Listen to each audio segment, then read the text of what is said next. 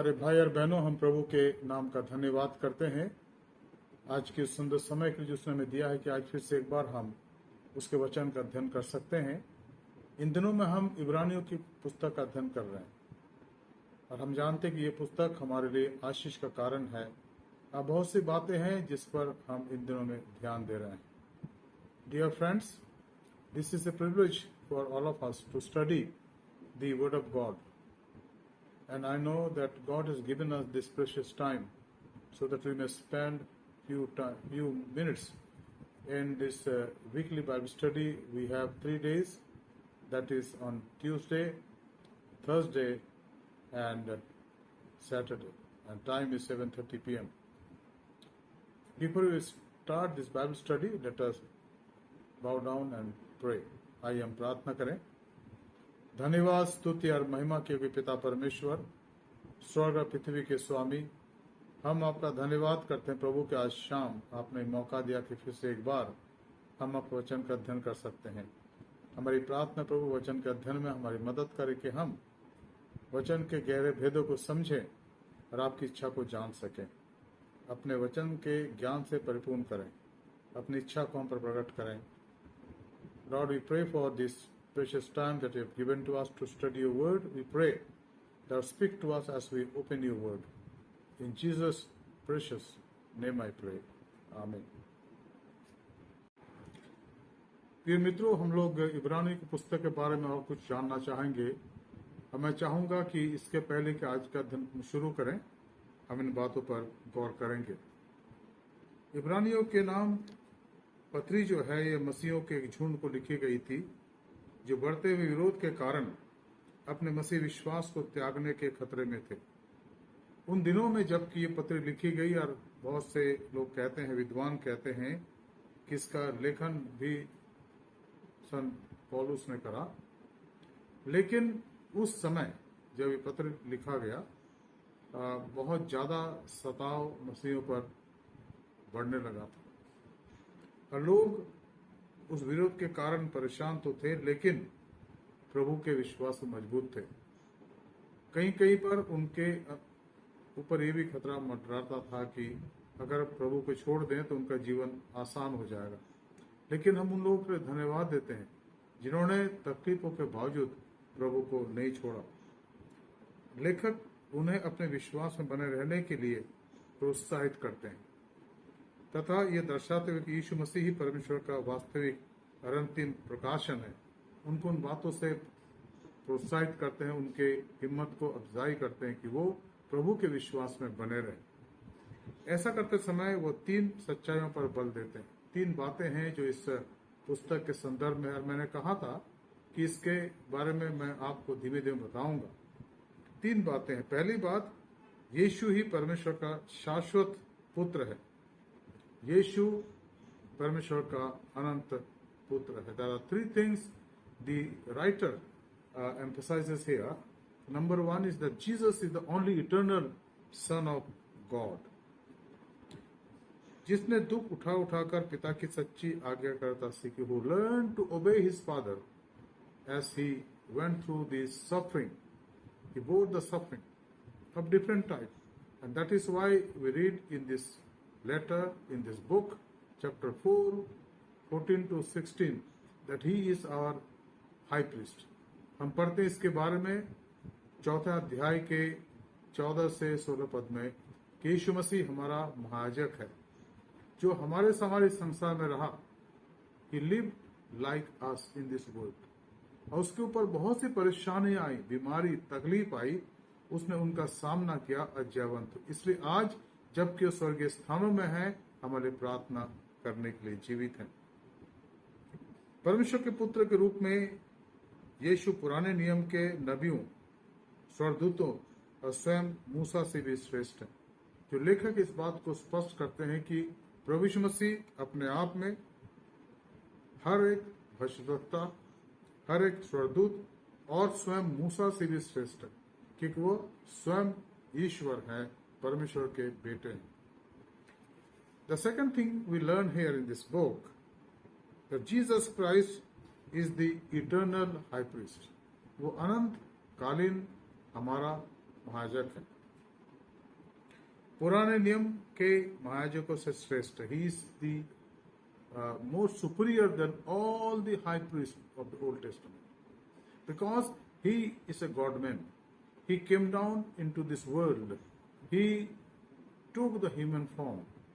The Bible says, and we read about him, that he was in the same time he was God 100% and human being 100%. वो एक ही समय में परमेश्वर था, पूर्ण परमेश्वर, और एक ही समय में वो पूर्ण मनुष्य था। और इसकी शिक्षा बाइबल में हमें दी गई, हमें इस बात को जानना समझना। इसलिए ये दूसरी मुख्य बात है कि प्रभु यीशु मसीह सर्वश्रेष्ठ महायाजक है जो आज भी हमारे लिए प्रार्थना करने को जीवित है। फिर हम तीसरी बात पाते हैं, यीशु के द्वारा विश्वासी पाप और भय और मृत्यु से बचा लिया गया। In and through Jesus Christ we have been redeemed और saved from all sin, all fear और apprehension and death. In Jesus we are more than conquerors. प्रभु यीशु मसीह में हम जयवंत से भी बढ़कर है, और इस बात को यहाँ पर समझाया गया।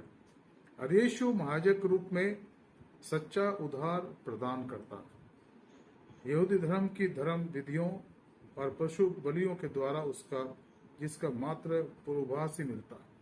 Now in the Old Testament, in the time of Moses and afterwards, we read about all these sacrifices and Mosaic law, which are only the shadow of this Jesus Christ. In him everything was fulfilled. इसलिए हम प्रभु के महान नाम का धन्यवाद करते हैं। इस्राएली इतिहास के कुछ प्रसिद्ध व्यक्तियों के विश्वास के उदाहरणों को यहाँ दिया गया। 11 अध्याय का हम पढ़ते हैं, जिसको विश्वासियों के योद्धाओं का अध्याय कहा गया। The heroes and heroines of faith. The chapter 11 talks about the people who lived in Old Testament or Old Testament time. They are like cloud of witnesses for us. वो हमारे लिए गवाहों के बादल के रूप में, और हम इसके बारे में पढ़ते हैं। लेखक अपने पाठकों से विश्वास में बने रहने का आग्रह करते हैं। वो चाहते हैं कि हर एक विश्वास में बने रहने वाले उस विश्वास में बढ़ते चले जाएं, उसमें कमी न आने पाए। और 12वें अध्याय में वो अपने पाठकों से निवेदन करते हैं, जो 12वां अध्याय इस पुस्तक की है, उसमें निवेदन किया गया है कि अंत तक विश्वास में बने रहने की आवश्यकता। We need to persist in our Christian faith till the end, and end means till our last breath. Till God keeps us in this world, we need to follow Him faithfully, and there should not be any going back or backsliding. And He's also giving us the objective of our life, and that is to look unto Jesus. He is the author and finisher of our faith. यहाँ पर इस पत्री के 12 अध्याय में वो साफ साफ कहते हैं कि हमें अपने विश्वास के कर्ता और सिद्ध करने वाले यीशु मसीह की तरफ ताकने की आवश्यकता है, और ये हमारे लिए बहुत ही महत्वपूर्ण है अगर हम इस बात में विश्वास से बने रहना चाहते हैं। तथा दुख और सताव उन पर ही आते हैं जो उस पर विश्वास में बने रहते हैं, लेकिन उनको धीरज धरने की आवश्यकता है। We need to understand very clearly, dear friends, as we study this letter of Hebrews, that we need to go through lot of atrocities and persecutions and diverse situations because of our faith in Jesus Christ. Because He has shown us, He has given us an example. And when we persist in this all these things, जब हम धीरज के साथ इनको सहते हैं तो प्रभु की संगत में बढ़ते जाते हैं। यह पत्री हमारे सामने कुछ सलाहों और चेतावनियों के साथ समाप्त होता है, इसलिए हमें इस पत्री के लिए प्रभु का धन्यवाद करना। मित्रों, मैं चाहूंगा कि हम इन पर ध्यान दें और गौर से इनका अध्ययन करें।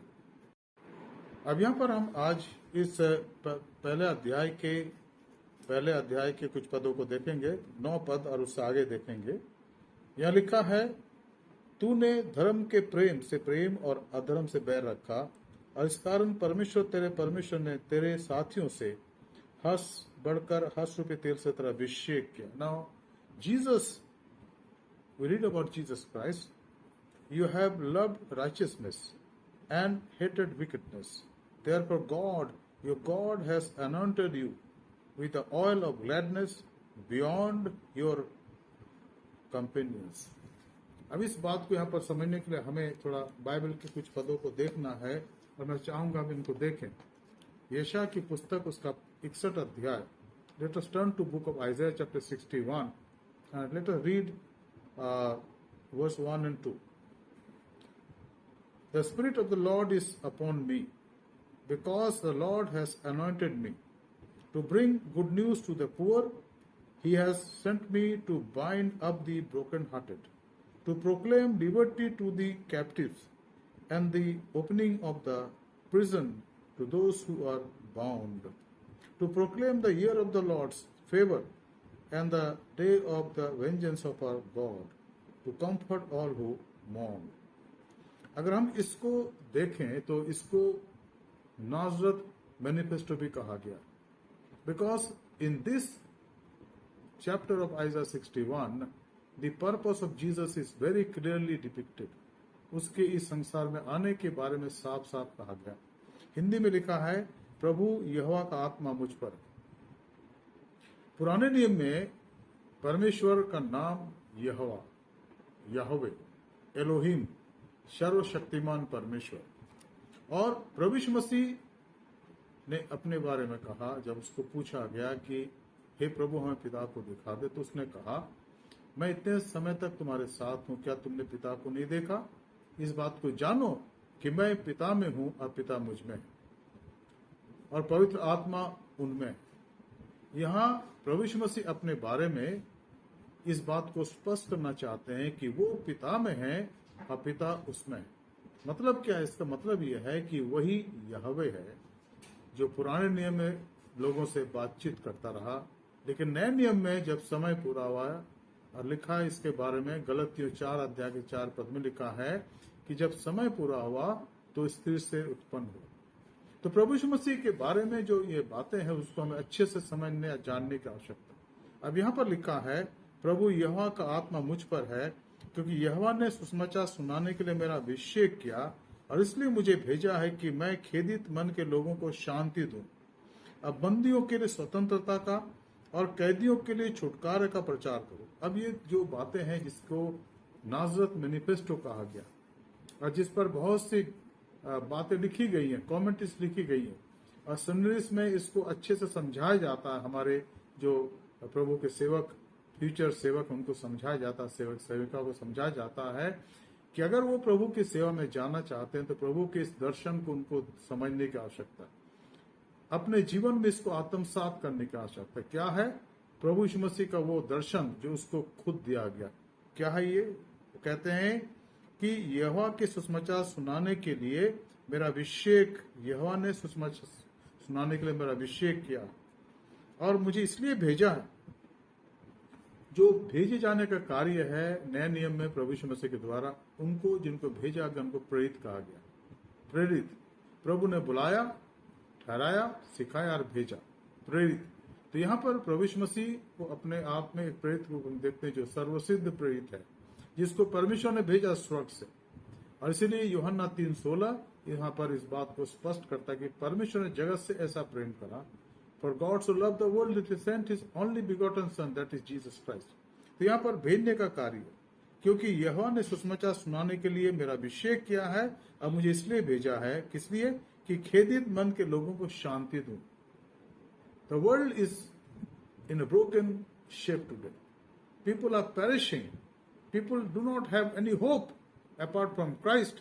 And today in this pandemic time, we are the witnesses of that great truth, that how many people are seeking for the Lord Jesus Christ in their life.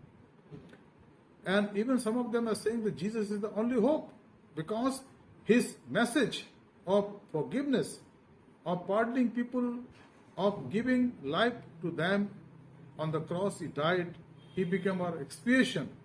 It is very clear that because of the death of Jesus Christ, we have that message of salvation, and he came to proclaim that.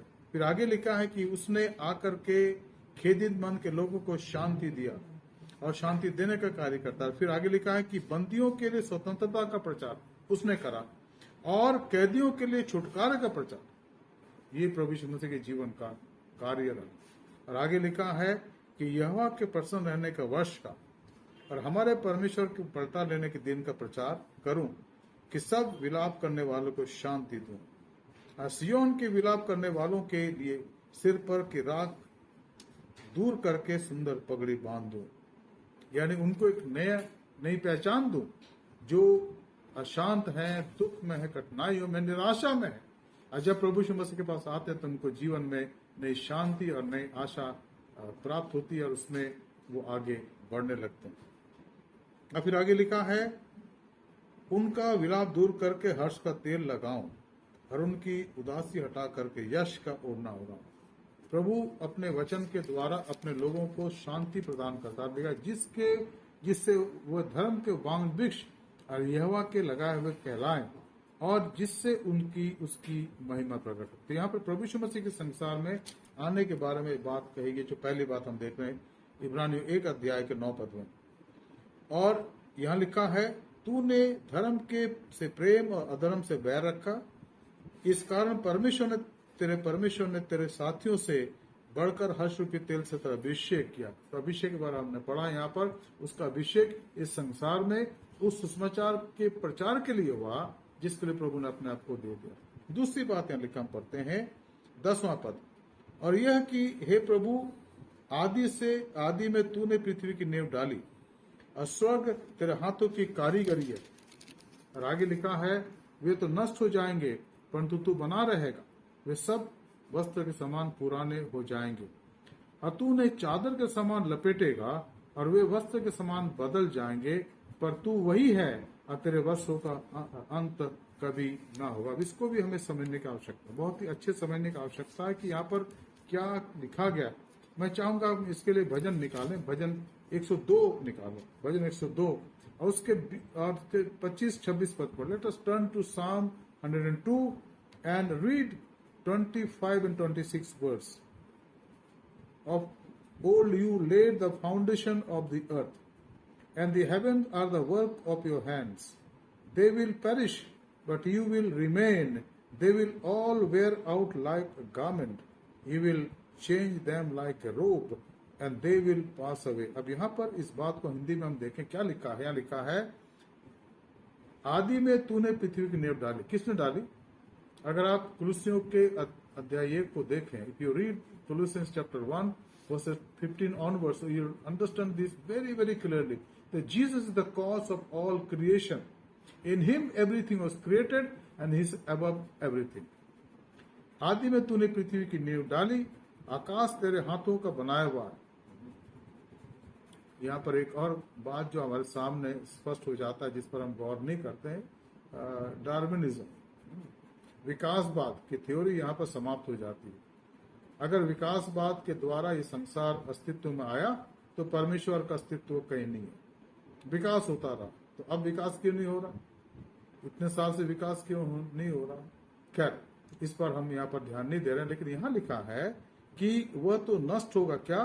पृथ्वी और तमाम बातें। और Bible में लिखा, यीशु मसीह कहते हैं, मैं सब कुछ नया कर देता हूँ। प्रकाशित वाक्य में कहता है, मैं सब कुछ नया कर देता हूँ।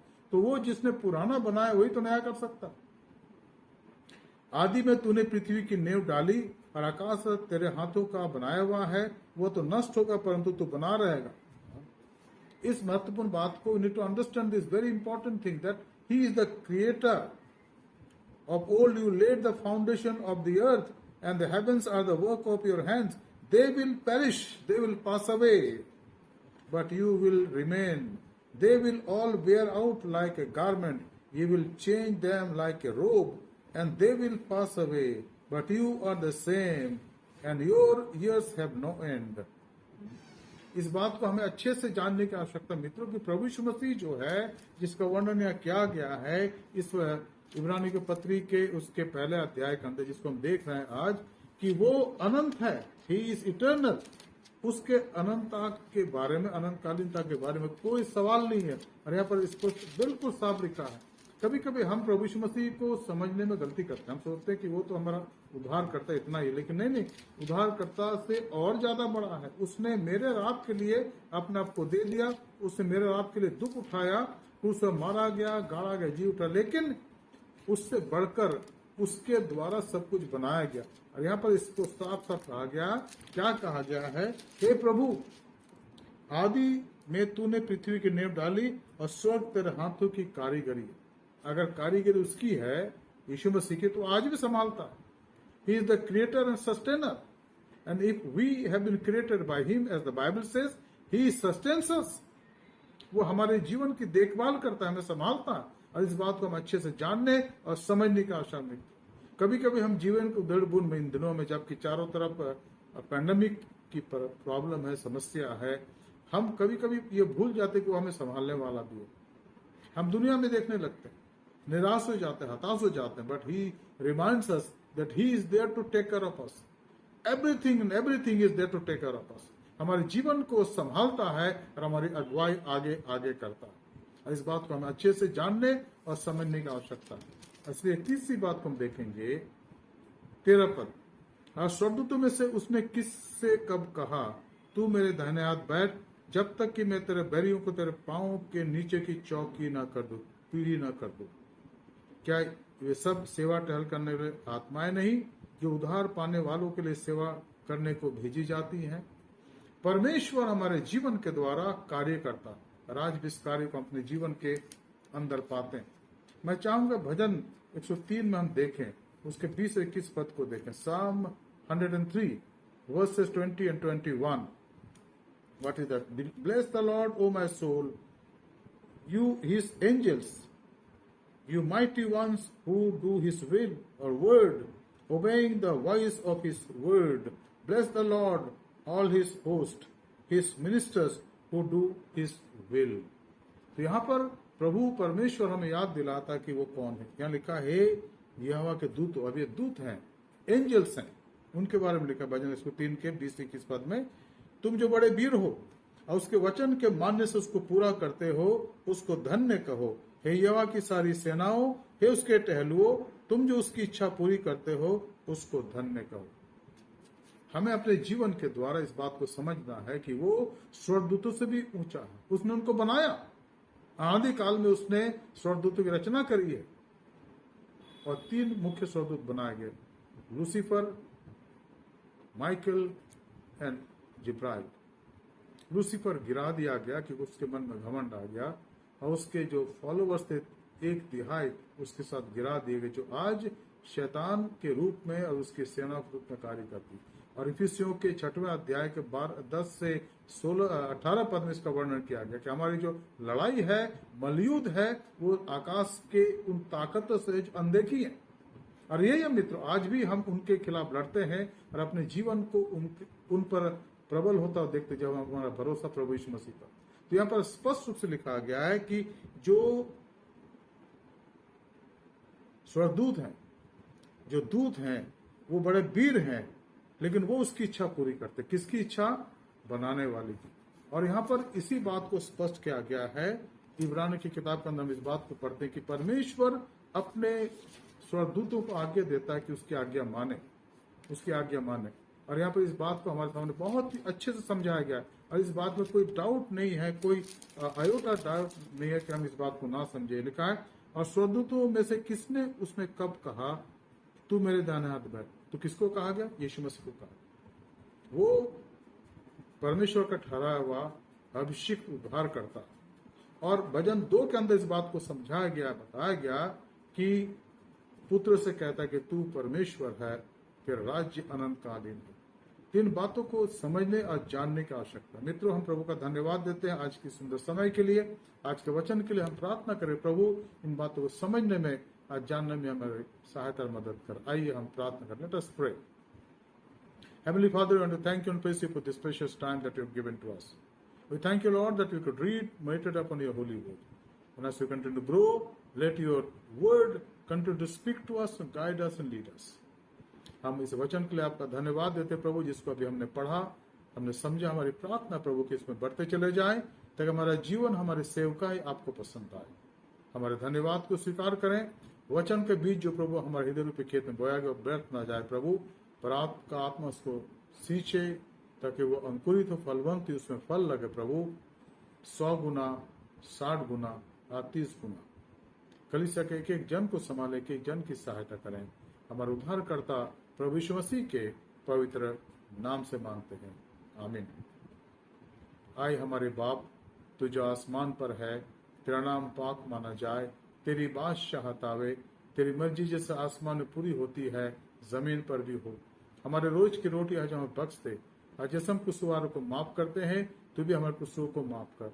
हमें आजमाइश में ना ला, बल्कि बुराई से बचा, क्योंकि बादशाहत, कुदरत और जलाल हमेशा तेरी है। आमीन।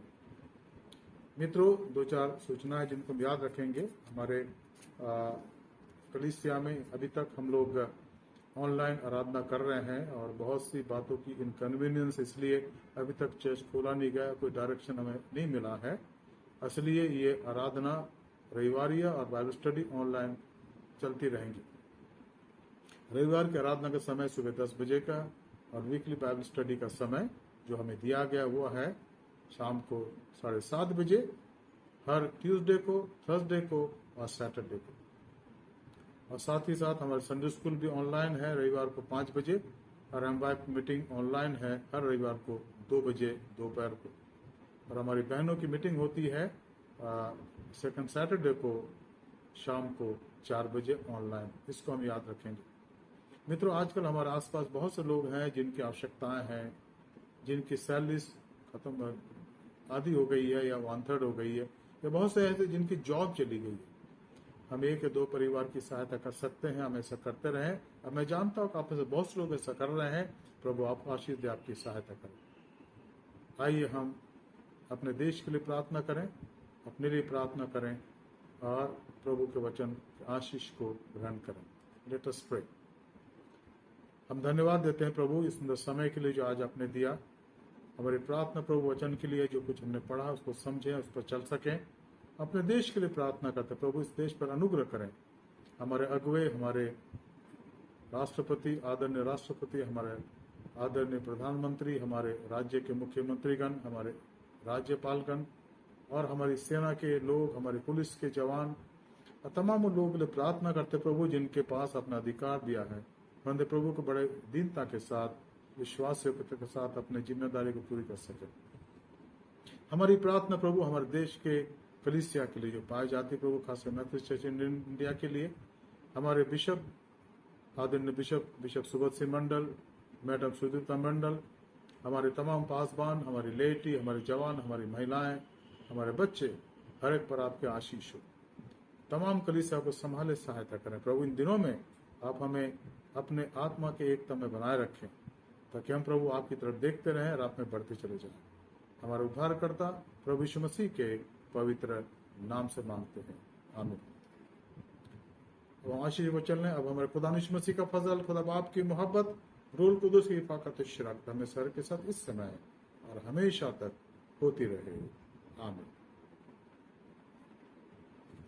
यीशु ही प्रभु है। May God bless all of us and let him protect you every day as we all grow in him day by day. Thank you. Jesus is Lord. Good night.